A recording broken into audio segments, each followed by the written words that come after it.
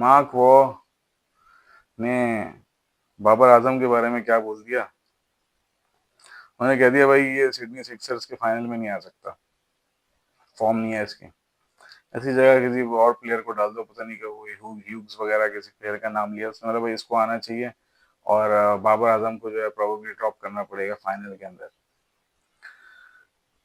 और फिर मेरा ख्याल है कि सिडनी सिक्सर्स ने शायद एक्सक्यूज ही कर लिया बाबर को, और बाबर साहब जो हैं वो अब तैयारी कर रहे हैं वापस पाकिस्तान आने की, और फाइनल से आउट होके बाहर हो गए। पूरा टूर्नामेंट खेल के फाइनल से आउट हो गए।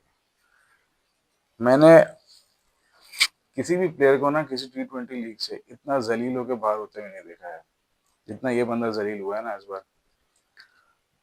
रिजवान भी हुआ, और ये तो बहुत ज्यादा हुआ, क्योंकि आपको फाइनल से निकाल दिया यार। और दोनों तरफ ब्लेम जाता है। इसको मैं दोनों एंड से देख रहा हूँ। एक एंड से मैं ये देख रहा हूँ कि बाबर भी भाई जब सब बल्ले खोल रहे थे और 40-40 बॉलों पे 100 मार रहे थे, ये भाई इस बंदे ने भी जो है ना अपना स्टाइल चेंज करके नहीं दिया। ये वहीं रहा, उसी चीज पे रहा जो उसको आती है। और इतनी हाइप जो खुद ऑस्ट्रेलिया ने बनाई थी, बाद में उन्होंने खुद ही गिराया इसको, क्योंकि उन्हें नजर आ गया था ऑस्ट्रेलियन स्ट्रेट फॉरवर्ड होते हैं, वो ज्यादा आसरा नहीं करते भाई। आप अगर अच्छा खेल दोगे उन्हें तो वो आपकी बात करेंगे, और अगर आप उन्हें वो नहीं दोगे जो वो चाहते हैं आपके आपसे, जिसके लिए उन्होंने पैसे दिए हैं आपको, तो भाई फिर वो आपको स्ट्रेट फॉरवर्ड होके बताते हैं कि आप सही नहीं हो, आप जरूरत महसूस नहीं हो रही है आपकी कि आपको खिलाया जाए बीबीएल के अंदर। और फाइनल के अंदर आगे एक इतने बड़े प्लेयर को, जिसको कहा जा रहा था कि बीबीएल की सबसे बड़ी फॉरेन साइनिंग है, उस बंदे को बाहर कर देना फाइनल में आके, ये एक बहुत बड़ी जलालत है जो उतारी है बाबर आजम के ऊपर इन्होंने। अब इसका एक ही सोल्यूशन है भाई, आपको वर्ल्ड कप में ले जाए तो जा रहे हैं, ठीक है। अभी ऑस्ट्रेलिया से एक सीरीज लग रही है, ऑस्ट्रेलिया की टीम आएगी पाकिस्तान, मारो इनको पकड़ के और बदला उतारो इनसे। अब मसला ये है कि आप अगर फिर यहाँ पर भी नहीं मारोगे और वही आपका यूं यूं बल्ला सीधा सीधा आता रहेगा, तो यार फिर क्या बोलें, फिर सभी बुराइयां करते हैं, सभी कहते हैं कि यार ये नहीं है फिट T20 के लिए। और आपका ये बिग बैश ये प्रूफ कर गया है कि you are not fit for T20 any मोर।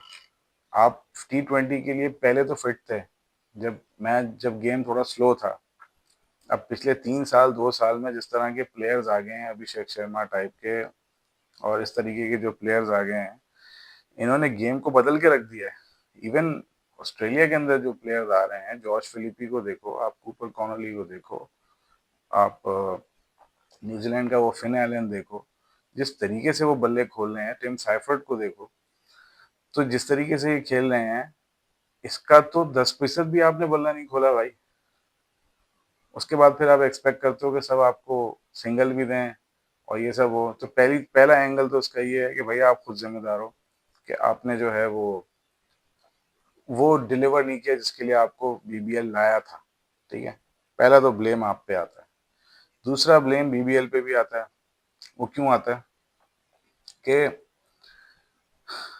इसको जिस तरीके से हाइप बनाई, फिर ये आगे जैसे चला, फिर एशेस खत्म हुआ और एशेस के प्लेयर्स अंदर आए।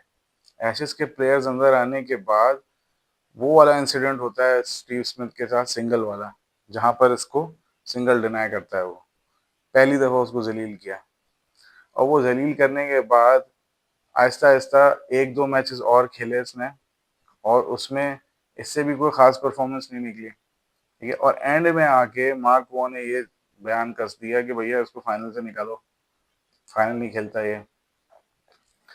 तो मेरी जो समझ आ रही है वो ये समझ में आ रही है कि क्या ये जो प्रोग्रेशन थी, बाबर आजम का यूं अंदर आना, फिर एशेस के प्लेयर्स का आना, और फिर उसके बाद बाबर आजम को नीचे लेके जाना और फाइनल से धक्का देके बाहर कर देना कि भाई थैंक यू वेरी मच, आपकी ज़रूरत पूरी हो गई यहाँ पे, आपको जो पैसे दिए थे वो आपने नहीं किए पूरे, और हमने सिर्फ आपको इसलिए रखा हुआ था कि आप जो है वो हमारे एशेस के जब तक सुपरस्टार्स वापस नहीं आते, जब तक आप हमारी लीग को उठाओ, उसके बाद अल्लाह हाफिज। तो मुझे ऐसा लगा कि बीबीएल ने भी इनके साथ थोड़ी सी गेम कर दी, ठीक है ना। गेम दोनों साइड से हुई है, ब्लेम दोनों साइड जाएगा। पहले तो बाबर पे ही होता है, जो आपने डिलीवर किया है वो सबसे महंगी साइनिंग वाला प्लेयर नहीं कर सकता इस तरह की बैटिंग। लेकिन दूसरी तरफ ये भी नजर आ रहा है कि एक पैटर्न है पूरा, कि पहले तो बनाना, उसके बाद अपने प्लेयर्स का लाना, फिर नीचे गिराना और फिर बाहर किक आउट कर देना। और प्रिटी मच ऐसा लग रहा है जैसे कुछ प्लान था ये। तो दोनों साइड से मुझे लगता है फॉल्ट है, उनका भी है। वो बड़े स्ट्रेट फॉरवर्ड हैं यार, अगर परफॉर्म कर देता तो शायद वो ये ना करते, लेकिन बहरहाल नहीं किया तो फिर अब उन्होंने भी अपना रिएक्शन दिया। खैर, एक तो ये चीज हो गई है, दूसरी एक चीज और भी है भाई। मैं सच बात बोलूंगा, किसी को ब्लेम नहीं कर सकते, बाबर आजम को अपने आप को ही ब्लेम करना पड़ेगा। बहुत मौके मिले यार, सिडनी सिक्सर्स से कितने मैच खेले हुए, तीन मेरा ख्याल है 200 रन किए हैं कोई इसने 7-8 मैचेस में। ये कोई स्कोर होता है? इसके लिए कोई आपको देगा सबसे ज्यादा पैसे? पैसे मिलते हैं भाई ये मैचेस खेलने के, ये लीग मैचेस। दो पैसों और नंबरों में चलती है बात, स्कोर में और नंबरों में चलती है बात। तो आप जितने पैसे ले रहे हो उसमें आपने 200 रन दिए हैं पूरी लीग के अंदर, फिर आप चाहते हो कि आपको इज्जत भी हो, आपको लोग रिस्पेक्ट भी करें, फिर आप उससे भी दिखा रहे हो सबको। तो भाई ब्लेम आप पे ही जाता है, मैं तो यही बात बोलूंगा। अच्छा खैर, तो हारिस रऊफ को जो है वो पाकिस्तान में की टीम में से हटाया जा रहा है, और उस्मान तारिक को जो उसकी जगह मौका देने की खबरें आ रही हैं। देखो, 2021 से शायद जो है ये आईसीसी के टूर्नामेंट्स खेल रहा है, या शायद 2022 से खेल रहा है। कोई 4 5 से 6 टूर्नामेंट्स ये सीधे सीधे ले चुका है। तो मैं इस पे एक अपनी राय रखता हूँ कि यार ऐसा नहीं हो सकता कि आप जो है वो आईसीसी के टूर्नामेंट्स में हर बार बुरी परफॉर्मेंस दो।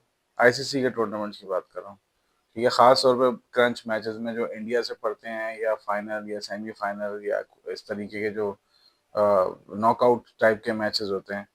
इसमें जो है ऐसा नहीं हो सकता कि यार आप हर बार जो है एक मैच हरवाओ, ठीक है, एंड देन यू एक्सपेक्ट कि क्योंकि आप 150 के बॉलर हो आपको मौका दे दिया जाए।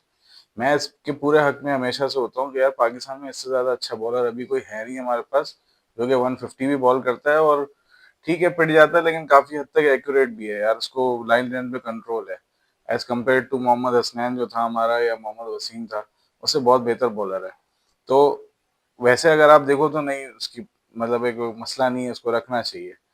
लेकिन ये एक अच्छा मूव है कि हम इस बार कुछ अलग थ्रो करने की कोशिश कर रहे हैं ऑपोजिशंस को। हम उस्मान तारिक को लेकर आ रहे हैं, जो कि बहुत क्लेवर स्पिनर है, और उसके अंदर वो सारी खुसूसियात हैं कि वो आपको आराम से एक T20 मैच में 4 ओवर के अंदर 2 से 3 आउट करके दे देता है। बहुत बुरी परफॉर्मेंस भी अगर उसकी निकलती है ना, तो दो तो आउट होते ही होते हैं। तो अब हमारे पास जैसे हमारे जो मैचेस पड़ रहे हैं, जिसमें हमारा पहला एक जो सबसे बड़ा मैच होगा इंडिया से, शायद 15 तारीख को होगा, 15 फरवरी को है शायद, या जो भी है।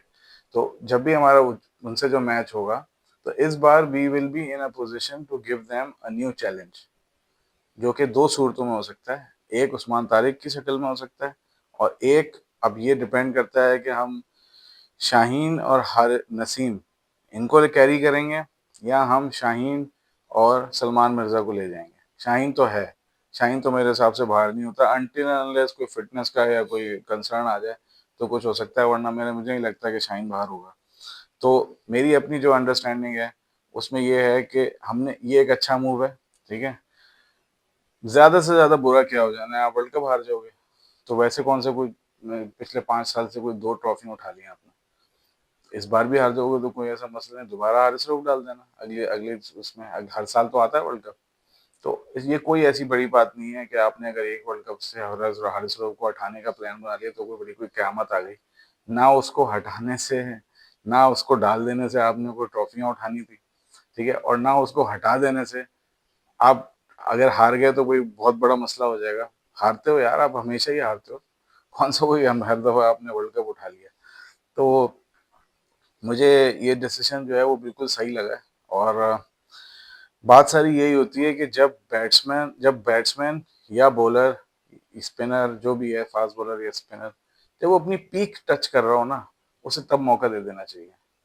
अगर उस्मान तारिक अभी अपनी पीक पे है, पता नहीं अगले साल हो या ना हो, भाई डाल दो उसे। तो ये सबसे अच्छा मूव है अगर ये हो जाता है, मैं तो भाई इसकी सपोर्ट में हूँ। इसका मतलब हरगिज़ ये नहीं है कि मैं हारिस रऊफ़ की सपोर्ट में नहीं हूँ। Haris Rauf is a very good bowler, ठीक है ना?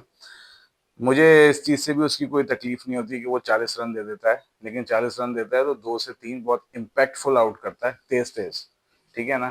कभी 50 रन भी खाता है, लेकिन 2 आउट कर देगा और शायद कभी-कभी 2 एक ही ओवर में निकाल देता है। तो कहने का मकसद है कि मुझे वो बहुत पसंद है, उसका एटीट्यूड, बॉलिंग-वॉलिंग सब ठीक है, लेकिन थोड़ा-सा मेरा ख़्याल है खोपड़ी के थोड़े गरम है वो, तो जब ज़्यादा मार पड़ती है तो और तेज़ बॉलिंग में और मार पड़ती है, ये उसका प्रॉब्लम है। इस बार हम कुछ नया चैलेंज लेके अगर जाएँगे, तो आई थिंक ये पाकिस्तान के फ़ेवर में जाएगा, बड़ा अच्छा फ़ैसला होगा। तो मैं इसके बिल्कुल फ़ेवर में हूँ भाई, ये बिल्कुल होना चाहिए और मेरी तरफ से उस्मान तारिक जो है, ये बहुत एक आप कह लो एक तरीके से आपका ट्रम्प कार्ड होगा। और दूसरा एक और एंगल है, एक और बंदा है भाई जिसके बारे में अभी बात चल रही है कि जो ख्वाजा नाफे को हम जिस तरीके से लेके जा रहे हैं वर्ल्ड कप में, देखो ख्वाजा नाफे अब जा रहा है वर्ल्ड कप में तो ठीक है भाई, वेल गुड लक, अच्छी बात है, हमें दूसरा एक कीपर तो चाहिए था उस्मान खान के पास। मैं मैं पर्सनली नहीं चाहता था कि वो डायरेक्ट वर्ल्ड कप के स्क्वाड का हिस्सा बने, पहले वो बायलैटरल्स खेलता, अभी तो मिल जाएंगे उसको दो, एक अभी मिल गया है, एक शायद ऑस्ट्रेलिया में मैचेस मिल जाएंगे, लेकिन मैं ये चाहता था कि एटलीस्ट 6 महीने टीम के प्लान्स में रहे, उससे ये होता कि उसे गेम टाइम मिलता रहता और फिर वो यूज टू होके आगे जाता। तो आज हम बड़ी उसकी एक क्लियर पिक्चर हमारे सामने होती कि यार उसने कोई ऐसे 6-8 मैचेस खेले हैं, उसमें ये परफॉर्म किया है, नीचे नंबर पे आया, ऊपर आया, जहाँ पे भी आया, तो कोई पिक्चर जरूर होती मेरे सामने। प्लस मैं ख्वाजा नाफे के फेवर में ये बात कर रहा हूँ कि यार वो प्लेयर ऊपर का है, प्लेयर ऊपर का है वो, अगर तो वो उसे खिला रहे हो तो उसके नंबर पे खिलाओ, वरना फिर वही हशर होगा जो हसन नवाज का कर दिया। ऊपर का प्लेयर था, उसे छठे नंबर का प्लेयर बनाया, फिर एक दो चार इनिंग बुरी हुई और बाहर कर दिया उसे हमेशा के लिए। मुझे डर यही है कि वर्ल्ड कप में इसके साथ भी वही ना हो जाए जो एशिया कप में हसन नवाज के साथ हुआ, कि एक दो इनिंग बुरी गई, बाहर कर दिया, फिर वापसी नहीं हुई भाई। ठीक है, अब ऐसा ना हो आपने वर्ल्ड कप में इसे डाला, एक दो इनिंग बुरी हुई, बाहर किया और फिर कौन ख्वाजा नाफे कोई नहीं जानता, ये ना हो जाए। ऐसा ही हमने हैदर अली का किया था, हैदर अली भी ओपनर वन डाउन प्लेयर था, ये बाबर रिजवान के चक्कर में उसे भी पांचवें छठे नंबर का प्लेयर बनाया, उससे पांचवें छठे नंबर पे बैटिंग नहीं हुई, उसे भी जो है वो बाहर कर दिया और फिर अल्लाह हाफिज, फिर वापसी ना हो सकी उसकी, वो बस फिर हमेशा के लिए बाहर ही हुआ। कुछ में कुछ उसकी भी गलती थी, मैं ये नहीं कहता कि जो प्लेयर बाहर होते हैं इसमें सारी की सारे कसूर जो है वो बोर्ड का ही होता है। भाई बोर्ड ने आपको गलत नंबर दिया है, छठे नंबर पे दिया है या इवन 11वें नंबर पे बैटिंग दी है, जहाँ पे भी दिया है बैटिंग तो आती है ना, अपना कंट्रीब्यूशन डालो। लेकिन to his defence, to youngsters defence, क्योंकि मुझे सबसे ज़्यादा तकलीफ ये होती है जब मैं देखता हूँ एक यंगस्टर आया और 2 सीरीज बार बाहर हो गया, और ये जो हमारे बड़े बड़े, क्या बोलूँ मैं अभी, प्लेयर है जिनसे 200 रन बन रहे हैं, 105 का स्ट्राइक रेट, 102 का स्ट्राइक रेट, ये जो प्लेयर हैं हमारे, ठीक है, ये 5 मैच में फेल हो जाए तो ये कहते हैं जी कोई बात नहीं। तो मैं सिर्फ ये कहता हूँ यंगस्टर्स जो है ना वो वर्ल्ड कप्स में ना खराब करो, बड़ी ट्रॉफीज में ना खराब करो, बायलैटरल्स में चांस दो पहले।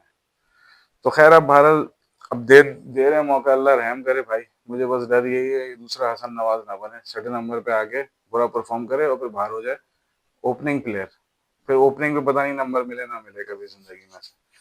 तो मैं बस ये दुआ करता हूँ कि ख्वाजा नाफी की यूटिलाइजेशन ठीक हो। मसला सारा ये है कि ओपनर आ भी तो कितने गए हैं आपके पास, साइम भी आ गया, साहबजादा भी आ गया, फखर भी लाइन में खड़ा हुआ है, अगर कोई नहीं चला तो शायद फखर ऊपर चला जाएगा, तो ख्वाजा नाफे का नंबर आता किधर है।